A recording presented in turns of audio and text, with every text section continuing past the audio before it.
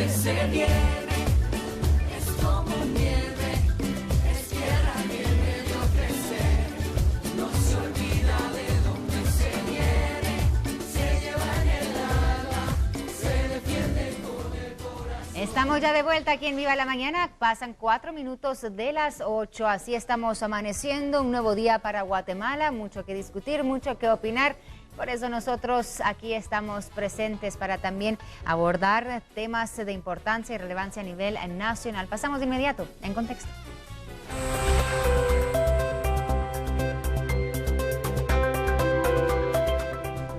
Bueno, precisamente esta mañana tenemos que hablar de esas mesas que se conformaron para revisar ciertas leyes existentes en nuestro país. Fueron inauguradas ya el martes estas mesas que van a venir a evaluar ciertas reformas que son necesarias de hacer a ciertas leyes, entre ellas la ley electoral y de partidos políticos, la ley de contrataciones y otras que, bueno, han dejado entrever en estos últimos meses que es necesario una reforma bastante íntegra y profunda para evitar entonces casos de corrupción como los que se han destapado en recientes semanas. Esta mañana nosotros le damos la bienvenida a nuestras invitadas. Tenemos con nosotros a la diputada Ninette Montenegro de Encuentro por Guatemala. Diputada, muy buenos días y gracias por estar con nosotros. Buenos días y gracias a ustedes por la entrevista. A usted, muchísimas gracias por estar aquí con nosotros. Y Carmen Aide Barra, analista del Movimiento Pro Justicia. Carmen, muy buenos días. Muy buenos días. Gracias por estar acá. Muchas gracias, muy buenos días. Bueno, Ninette, quisiera empezar hablando sobre la situación actual en la que se encuentra el país. Vemos todo lo que ha pasado en recientes meses.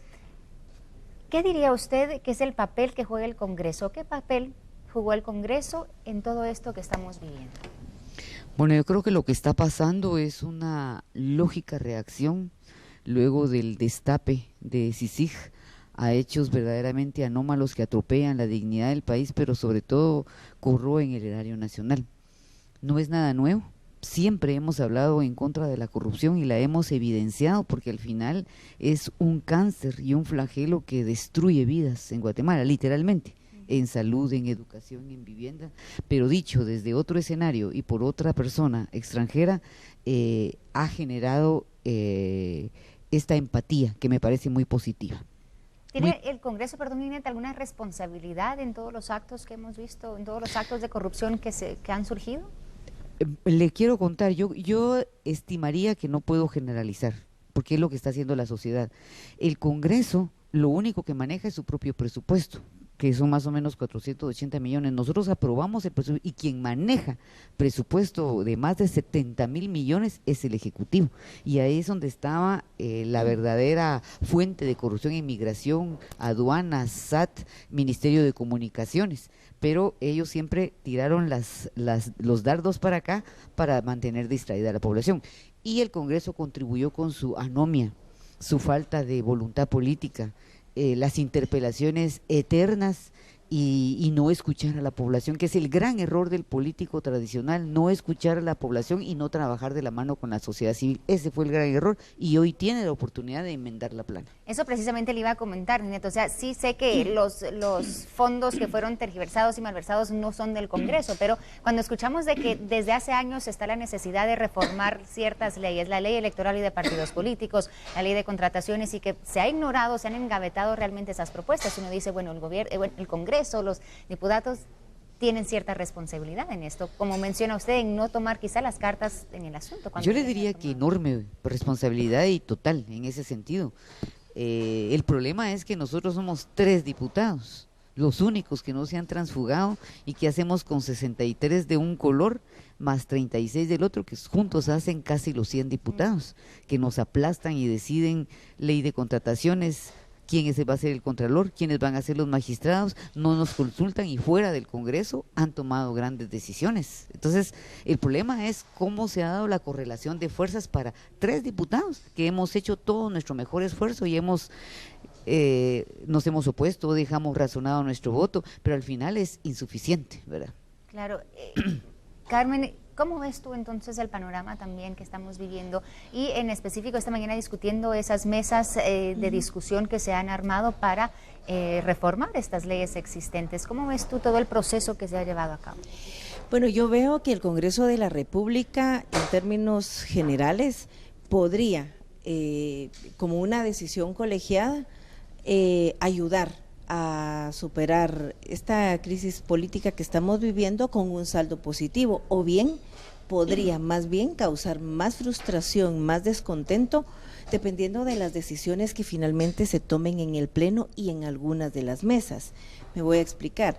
El Congreso de la República, dependiendo de cómo se vea, podrá haber fallado más o menos en su labor legislativa, pero donde de verdad nos tiene una deuda altísima pendiente es en el ejercicio del control parlamentario, porque y no es porque ella esté acá presente, pero es la diputada Montenegro y los diputados de Encuentro por Guatemala realmente los únicos que han ejercido desde que están en el Congreso esa labor parlamentaria. Son los que con mucha frecuencia exponen cuáles son las anomalías, los presuntos actos de corrupción que se están llevando a cabo en diferentes instituciones del Estado, pero el resto de bancadas no, se han dedicado a seguir el proselitismo y a seguir el proselitismo utilizando la plataforma del Congreso de la República y los recursos del Congreso de la República, de manera que la coyuntura ha llevado al Congreso de la República una demanda para mejorar la legislación en temas del régimen electoral, en temas de leyes anticorrupción, en temas de justicia. Hay una alta posibilidad de que tengamos salidas positivas en el tema de justicia y en el tema de probidad, porque las mesas están a cargo de 2 diputados que tienen experiencia y que han trabajado esos temas y han llevado a buen puerto propuestas en esa materia. Lo que preocupa es el tema electoral, que es el tema más sensible y más demandado en esta coyuntura, que ha quedado en manos del presidente del Congreso, y ahí es donde surge un primer cuestionamiento. ¿Por qué el presidente del Congreso baja del Olimpo o deja temporalmente el Olimpo para ir a presidir una mesa? Él va sin duda alguna a defender intereses. Te digo, es algo que muchos ciudadanos se están preguntando, claro, y muchos analistas dicen, bueno, exactamente, ¿por qué venir y querer presidir esa mesa, esa comisión? Y hay cierta incredulidad, siento yo, en cuanto a que realmente sean estos, digamos, los diputados, los congresistas que estén liderando, que estén viendo este tipo de reformas, especialmente en esa que tú mencionas, la ley electoral y de partidos políticos. Es que ese es el problema, y ahí yo me temo que las cosas no van a ir bien, a menos que las demandas y que la presión social sea fuerte y se sepa canalizar.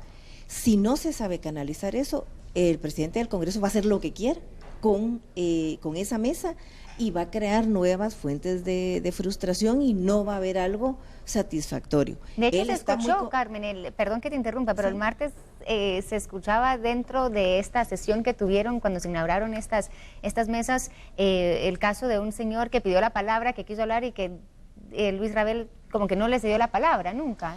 Es que ese era un acto protocolario, como que el momento para ir no era el apropiado. Exactamente, era un acto protocolario, entonces, no fue el presidente, sino era alguien que estaba en la conducción del acto protocolario quien siguió hablando y no dio la palabra. Pero el momento para ir a discutir los temas empieza la semana entrante, y ahí es donde todos tenemos que estar alertas, y ahí sí, ir a pedir la palabra y a llevar las propuestas, y ojalá propuestas técnicas que sean viables, susceptibles de ser aprobadas. Pero el Congreso de la República está en un momento clave, y sí tenemos que ponerle ojo a esa mesa de los temas electorales. Yo no tengo ningún problema con las otras dos, porque la diputada Montenegro tiene una trayectoria probada de poder manejar este tipo de eventos y hacerlo bien, igual el diputado Oliverio García Rodas, que por años ha presidido una mesa de temas de justicia de donde han salido muy buenos aportes en materia legislativa. Ninette, hablando de estas mesas, bueno, sabemos que tú quedaste a cargo de esta mesa para reformar ciertos aspectos de la ley de contratación del Estado. Específicamente, porque tú me lo mencionabas, ahora creo yo que es prioridad saber identificar esos puntos que necesitan o que son urgentes a reformar. Dentro de esta ley de contrataciones, ¿cuáles van a ser esas prioridades? Sí, vamos a escuchar propuestas ya medianamente acabadas del BID, que parece que tiene propuestas muy interesantes de una reforma integral y de 2 o 3 partidos. Y luego a la sociedad guatemalteca, que tiene propuestas, digamos que aisladas, pero que también es importante. Para mí, son 11 los títulos de la ley de contrataciones. 7 reformas ha tenido. La última fue en el 2011, donde ya se incluye al INE para el tema del control de los, no control, para precios de referencia, perdón.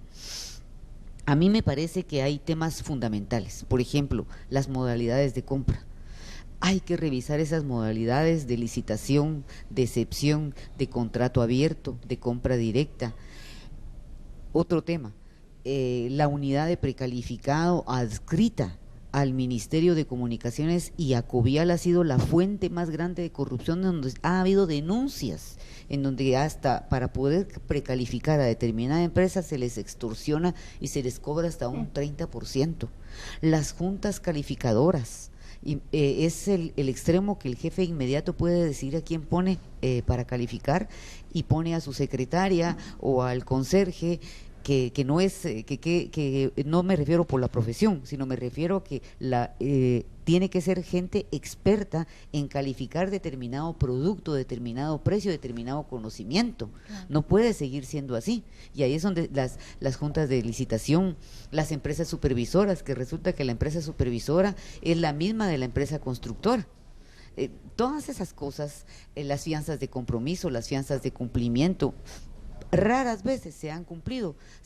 Hay avance financiero, pero no hay avance físico, y cuando se va a exigir que cumplan con la obra, no pagan las fianzas de compromiso y cumplimiento porque las empresas no están solventes y se acaban de construir. Son empresas de reciente creación y muchas de cartón. Es mucho. Yo te diría, la fuente más grande de corrupción emana de una aplicación indebida de la ley de contrataciones. Medicamentos, por ejemplo. A veces sabemos que es un botín abierto, para quienes están. Claro, y es grave, pero no solo es medicamentos, es carretera, es bienes, es servicios, las rentas. Hoy día ya se llega al extremo que se renta computadoras, equipo de sonido, cafeteras. Eso no puede seguir así. Bueno, tú mismo lo mencionas, es tanto lo que hay que componer, lo que hay que corregir para parar, como tú dices, este flujo de dinero y de corrupción.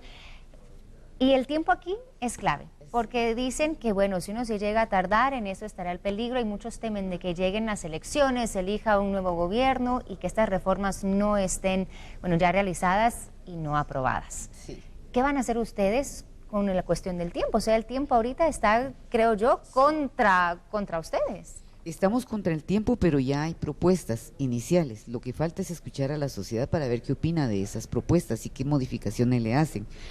Y depende de lo que la gente con la que trabajemos nos ayude. Por ejemplo, nosotros quisiéramos trabajar junio y julio, nada más. Nada más me refiero a que en el periodo ordinario entregar resultados para que haya voluntad política de reformar, porque si llegamos a la contienda electoral y no tenemos reformas a la ley de contratación, a lo mejor nunca van a haber. Eso es lo que se teme. Entonces, eso es lo que quisiéramos. Entonces, no podemos hacer una modificación total, pero sí una reforma integral. Perfecto. ¿Tú también estás de acuerdo, Carmen, que deberían de quedar aprobadas estas reformas antes de las elecciones? Por supuesto, incluso en algunos temas que ya están anticipados, que ya están adelantados, la Comisión Permanente podría convocar a sesiones extraordinarias. Por ejemplo, la ley de carrera judicial tiene años de estar siendo discutida en el Congreso de la República. Ya hay un proyecto que tiene un alto consenso de las autoridades del sistema de justicia. Han participado también las asociaciones gremiales de operadores de justicia. Está la ley del Ministerio Público.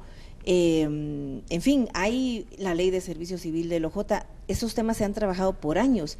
Esos temas tienen que estar listos pronto y pueden ser trabajados vía sesiones extraordinarias. El problema es que las bancadas mayoritarias no quieren sesiones extraordinarias, y hay 2 obligaciones constitucionales pendientes para el Congreso de la República que hay que remarcar. Uno, la Corte de Constitucionalidad no está integrada, porque a partir de que el licenciado Alejandro Maldonado Aguirre es designado vicepresidente de la República, queda una vacante. Claro, hay un vacío. Hay un vacío. hay que llenarlo. Claro, hay una magistrada suplente, pero esa magistrada suplente no va a tener quien la supla si ella tiene que salir del país o se enferma, o etcétera. O sea, el Congreso tiene la obligación constitucional de nombrar a un nuevo magistrado titular de la Corte de Constitucionalidad, y también entre sus funciones está elegir funcionarios, tiene que elegir al director del instituto o directora del Instituto de la Defensa Pública Penal. Ese cargo está realmente vacante desde agosto del 2014. Ya hay una terna, hay una posibilidad de que el Congreso también pueda hacer una muy buena elección ahí, solamente que convoque, es decir, que deje de ver al Instituto de la Defensa Pública Penal como un botín político partidario, claro, y que tome la mejor decisión, pero tiene que hacerlo, porque de lo contrario, si el funcionario es electo hacia finales de este año o queda para la siguiente legislatura, se va a reducir el periodo de gestión de esa persona y no va a poder tener 5 años, sino 4 años o tal vez 3 y piquito, ¿verdad? Entonces, claro, el Congreso tiene que cumplir sus obligaciones, y si ya hay iniciativas dictaminadas con dictamen favorable, suficientemente discutida, le tiene que dar vía libre y empezar a dar las soluciones o a dar los instrumentos y las herramientas que la población está demandando para hacerle frente a esta crisis. Claro, Ninette, ya para terminar, ¿será más fácil para el Congreso? Bueno, ahora que la población está mucho más involucrada, más interesada en lo que pasa en el país en cuanto a la política, ¿sí habrá, crees tú, o hay más voluntad? ¿Has visto algún cambio dentro de los diputados con la presión que se está ejerciendo en aprobar estas reformas y en quizá empezar a legislar? Sí, yo creo que esas interpelaciones eternas al fin van a terminar, y yo creo que los diputados han entendido el momento político, y si no han entendido, la historia los va a juzgar, la rueda de historia los va a arrastrar.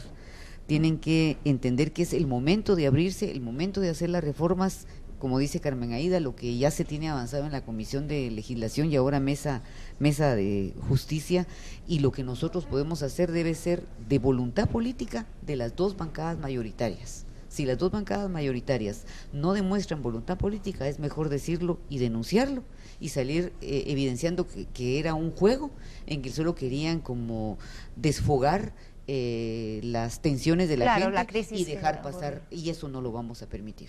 Por lo menos sería la primera en denunciarlo. Perfecto, muchísimas gracias, diputada, por estar aquí con nosotros, y también Carmen, muchísimas gracias por darnos su punto de vista. Yo sé que podríamos seguir platicando de esto por muchísimo tiempo más, y seguramente lo vamos a hacer en las semanas que vienen. Muchísimas gracias a ambas por estar aquí en nuestros estudios. Lanzamos también la pregunta del día a ustedes en casa para que puedan opinar junto a nosotros. Ahí está apareciendo en pantalla. Cuéntenos, por favor, qué opina, qué discusiones cree usted que se deben de formular en cuanto a las reformas a las leyes del país. Vamos a seguir nosotros con más esta mañana. Le damos paso a Ricardo.